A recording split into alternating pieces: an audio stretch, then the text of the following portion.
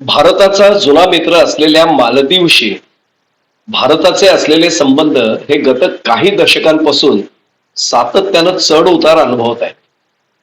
गत काही वर्षांपासून या दोन्ही राष्ट्रांमधील परस्पर संबंधांमध्ये जो तणाव आलाय ना, तो अलीकडच्या काळात पूर्णपणे खरं तर निवळला होता. हे संबंध अलीकडच्या काळात अत्यंत सौहार्दपूर्ण स्वरूपाचे झाले होते. मात्र आता पुन्हा एकदा हे संबंध निव्वळ औपचारिक स्वरूपाचे तरी राहतील किंवा त्यामध्ये काहीसा तणाव निर्माण होईल अशा प्रकारचे संकेत सध्या मिळू लागले. खर तर असं घडण्याचं काही कारणच नव्हतं. मात्र भारताचं हित झालेलं पाहणं शक्य नसलेल्या चीनच्या कारवायांमुळं कदाचित असं घडू शकेल अशी रास्त शंका आता सर्वांना येऊ लागली. अलीकडच्या काळात भारत आणि मालदीव यांच्यातले परस्पर संबंध जे आहेत हे अधिकाधिक सौहार्दाचे झाले असल्याचं चीनला खटकतच होतं. त्यामुळे शक्य होईल तेव्हा चीनकडून भारत आणि मालदीव यांच्यातल्या परस्पर संबंधांमध्ये बिब्बा घातला जाईल अशी भीतीही जाणवू लागली. नजीकच्या भविष्यात असंच काहीसं घडण्याची दाट शक्यता असल्याचं आता अनुभवाला येत आहे. त्यामुळेच हा विषय आता नव्यानं ऐरणीवर आलाय असं म्हणावं लागेल. अलीकडेच मालदीवमध्ये सार्वत्रिक निवडणूक पार पडली होती. राष्ट्राध्यक्ष पदासाठीच्या या निवडणुकीच्या माध्यमातून त्या देशात आता सत्तांतर घडून आले.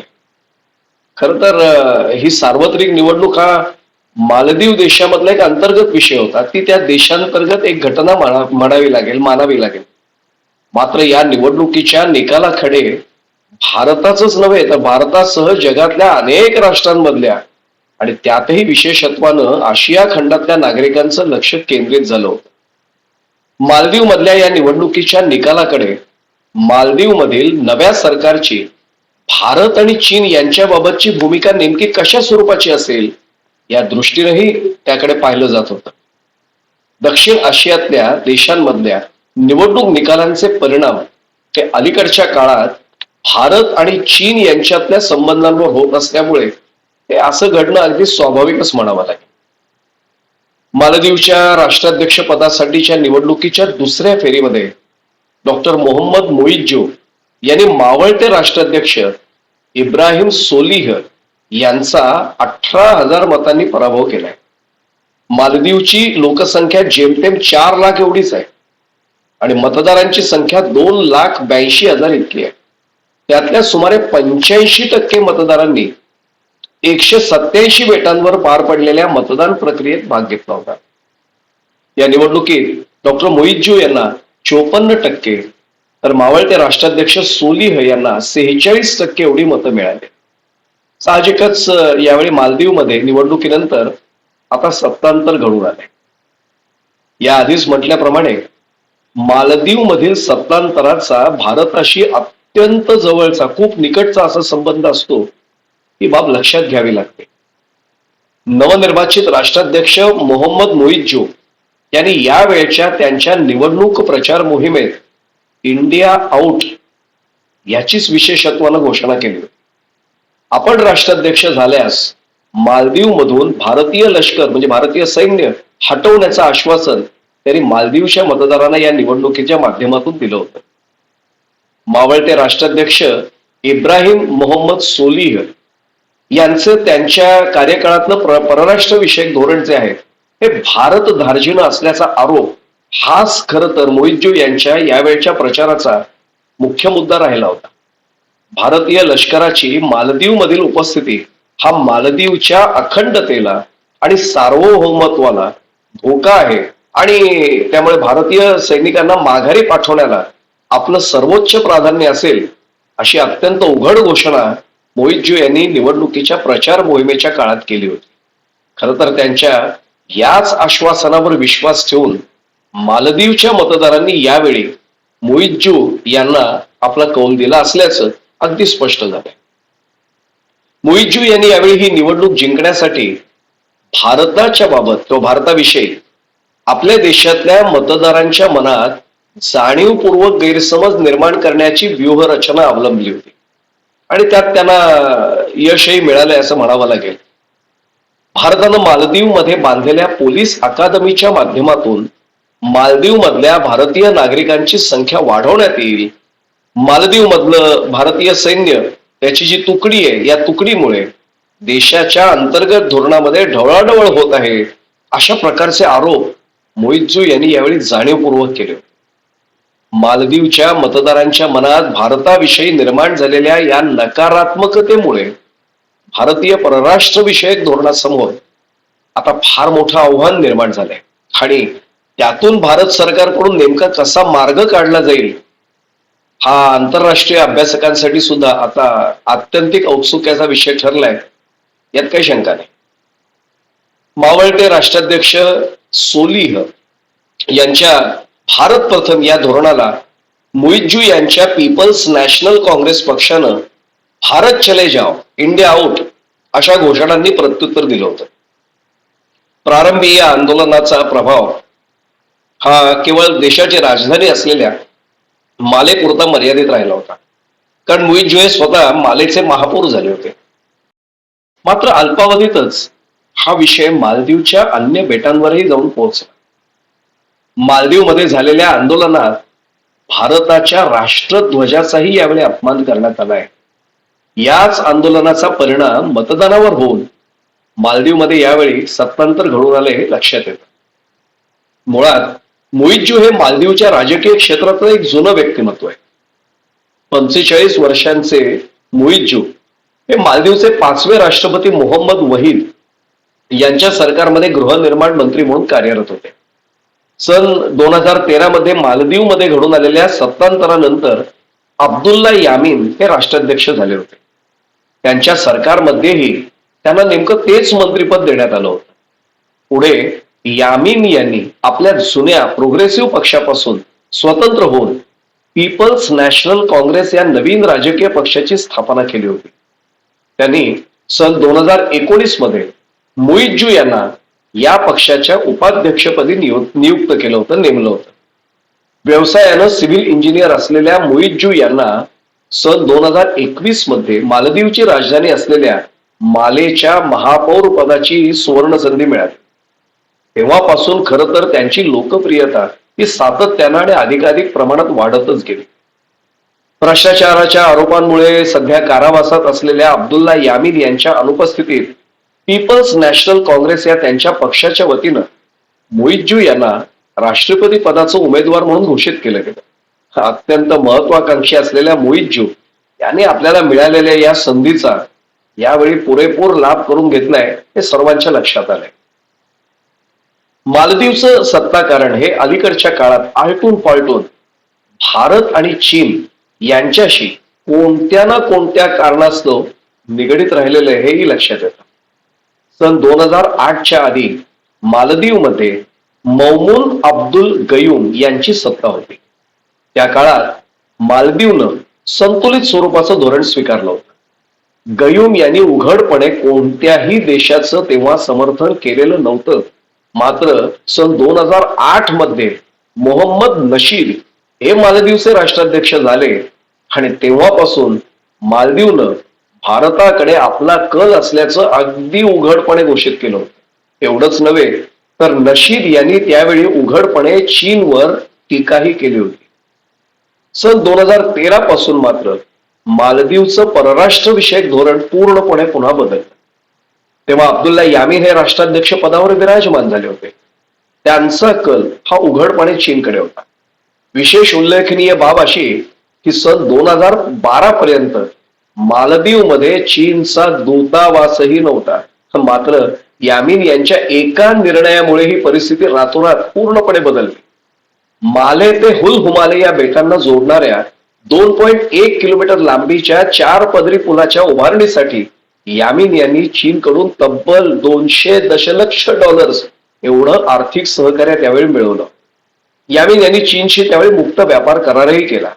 त्याद्वारे मालदीव मधून होणाऱ्या माशांच्या निर्यातीवरचं शुल्क रद्द करण्यात आलं होतं आणि हा द्वीपसमूह चीनी वस्तू आणि सेवांसाठी त्यावेळी खुला करण्यात आला होता. चीनसाठी अर्थातच ही फार मोठी सुवर्ण संधी ठरली होती. त्या काळात चीननं मालदीव मधले अन्य सर्व प्रकल्प आणि एक पूल, विमानतळ हे सर्व उभारण्यासाठी $1 अब्ज पेक्षाही अधिक कर्ज मालदीवला दिलं आणि तेव्हापासून खरं तर हे चीन धार्जिणं धोरण मालदीवमध्ये सहज रुजू लागलं. चीन धार्जिणे असलेल्या यामीन यांच्या सरकारनं सन 2013 मध्ये अनेक मोठ्या प्रकल्पांच्या नावावर चीनकडून जे कर्ज घेतलं होतं तेच कर्ज नंतर मालदीव समोरचं फार मोठं संकट ठरलं. त्यावेळी मालदीववर चीनचं एकंदर $3.1 प्रचंड कर्ज होतं. $3.1 अब्ज प्रचंड कर्ज होतं. मालदीवची अर्थव्यवस्था किती लहान आहे लक्षात घेतलं की हे कर्ज किती मोठं होतं ते सहजपणे कळू शकेल. यामध्ये उभय सरकार दरम्यानचं कर्ज, सरकारी उद्योगांना दिलेलं कर्ज आणि खासगी उद्योगांच्या कर्जांचाही समावेश आहे. या कर्जासाठी मालदीवच्या सरकारनं हमी दिलेली असल्यामुळे मालदीव हा चीनच्या कर्ज सापळ्यात अडकू शकतो अशी भीती मोहम्मद नशीद यांनी त्यावेळी व्यक्त केली होती. सन 2018 मध्ये मालदीवचं परराष्ट्र धोरण पुन्हा एकदा भारताकडे वळलं. मगाशीच म्हटलं की चढ उतार सतत सुरू आहे. तत्कालीन राष्ट्राध्यक्ष इब्राहिम मोहम्मद सोलिह यांच्या कार्यकाळात भारत आणि मालदीव पुन्हा एकदा जवळ आले. आता नवनिर्वाचित राष्ट्राध्यक्ष मुइज्जू हे मात्र चीन धार्जिणे आहेत. त्यामुळे ही परिस्थिती आता पुन्हा बदलेल असे सर्व संकेत प्राप्त होऊ लागले. आपल्या पहिल्याच भाषणात त्यांनी इंडिया आउट याचीच घोषणा केली. त्यांच्या निवडणूक प्रचारातही हाच मुद्दा मगाशीच म्हटलं की तो प्रमुख होता. त्यामुळे मालदीवमध्ये पुन्हा एकदा चीन धार्जिणं नेतृत्व सत्तेवर आलंय हे अनुभवाला येत आहे आणि त्यामुळे भारताला निश्चित याची दखल घ्यावीच लागेल. अलीकडच्या काळात किंवा अलीकडच्या काही दशकांमध्ये अगदी स्पष्ट बोलायचं झालं तर नेपाळ, बांगलादेश, म्यानमार आणि मालदीव या देशांमधल्या राजकीय पक्षांमध्ये भारत समर्थक आणि चीन समर्थक अशी अगदी उघड आणि थेट विभागणी झाली असल्याचं सातत्यानं अनुभव आला. यामागे चीनचं विस्तारवादी धोरण असल्याची बाब तर मुळीच लपून राहिलेली नाही. मालदीव मधलं सत्तांतर हे आता त्याचंच एक उदाहरण ठरलंय. डॉक्टर मुइज्जू हे चीन समर्थक असल्यामुळे त्यांच्या विजयानं चीनचा मालदीव मधला प्रभाव पुन्हा एकदा वाढण्याची शक्यता मुळीच नाकारता येत नाही. राजधानी मालेच्या महापौरपदी असल्यापासूनच मुइज्जू यांनी चीन सोबतचे आपले संबंध अधिक दृढ करायला सुरुवात केली होती. त्यांच्या पक्षाने निवडणुकीच्या काळात इंडिया आउट या मोहिमेची मगाशीच म्हटलं की घोषणा अधिकृतपणे केली होती. त्यामुळे आता मुइज्जू यांच्या कार्यकाळातलं मालदीवचं संभाव्य परराष्ट्र धोरण कसं असेल याबाबत सहज अंदाज करता येतोय. मुळातच हिंदी महासागरात मालदीवचं स्थान हे भारतासाठी सामरिक दृष्ट्या अत्यंत महत्वाचं मानलं जातं. लक्षद्वीप बेटांपासून मालदीव सुमारे 700 किलोमीटर इतक्या अंतरावर असल्यामुळे मालदीवशी सौहार्दपूर्ण संबंध ठेवणं हे भारतासाठी खरं तर अत्यंत आवश्यक आहे. नजीकच्या भविष्यात अरबी समुद्रातली चीनची वाढती उपस्थिती हा देखील केवळ भारतासाठी नव्हे तर मालदीवसाठी सुद्धा धोकादायक ठरणारा विषय असू शकेल. अर्थात मुइज्जू हे मात्र निदान सध्या तरी आपल्या संकुचित राजकीय स्वार्थापोटी त्याकडे दुर्लक्ष करतील अशी रास्त भीती स्पष्टपणे जाणवते. अलीकडच्या काळातल्या इतिहासाचा जर मागोवा घेतला तर भारत आणि मालदीव यांच्यातले संबंध लक्षात यायला सहज मदत होईल. सन 1988च्या नोव्हेंबर महिन्यात श्रीलंकेतल्या LTTEच्या एका दहशतवादी गटानं मालदीववर कब्जा करण्याचा प्रयत्न केला होता, ताबा मिळवण्याचा प्रयत्न केला होता.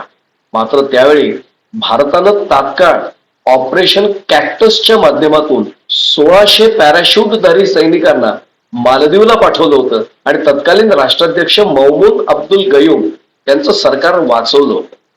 तेव्हापासून खरं तर भारत आणि मालदीवचे संबंध हे अधिक मजबूत होण्यास प्रारंभ झालेला होता.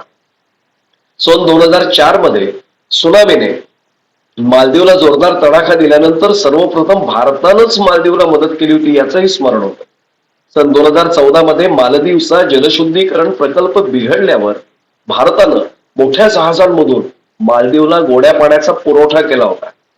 अगदी अलीकडच्या काळाचं उदाहरण द्यायचं झालं तर कोरोना प्रतिबंधक लसीचा पुरवठा भारतानंच मालदीवला केला होता. 5 वर्षांपूर्वी तत्कालीन राष्ट्राध्यक्ष सोलिह यांनी इंडिया फर्स्ट या मोहिमेच्या अनुषंगानं मालदीवच्या परराष्ट्र धोरणात भारताला सर्वोच्च प्राधान्य दिलं होतं. मात्र मालदीव मधल्या चिनी विचारसरणीच्या राजकीय नेत्यांना ते काही मान्य झालेलं नव्हतं. चीननं अशाच नेत्यांना बळ दिलं, जाणीवपूर्वक बळ दिलं. भारताच्या विरोधात त्यांना चेतावलं. चीनच्या हिंद आणि प्रशांत महासागरातल्या विस्तारवादाविरुद्ध एकत्र आलेल्या क्वाड आणि ऑकस गटातील देशांसाठी सुद्धा आता मालदीव मधलं सत्तांतर ही घटना निश्चितच प्रतिकूल स्वरूपाचं परिवर्तन ठरले. भारतानं मालदीवमध्ये पोलीस अकादमी उभारली असून मदत आणि बचाव कार्यासाठी भारताचे 75 सैनिक, 2 हेलिकॉप्टर्स आणि एका विमानासह मालदीवमध्ये तैनात करण्यात आलेले आहेत. मात्र आता मोहितजू नेमका कोणता निर्णय घेतात याकडे सर्वांचंच लक्ष केंद्रित झालंय. भारत आणि मालदीव यांच्यातल्या संबंधांमध्ये या ना त्या कारणास्तव चीन पुन्हा एकदा अडथळा आणणार का, हाच आता सर्वांसाठी औत्सुक्याचा विषय ठरलाय. आणि याकडेच आता सर्वांचं लक्ष अगदी स्वाभाविकपणे केंद्रित झालंय असं म्हणावं लागेल.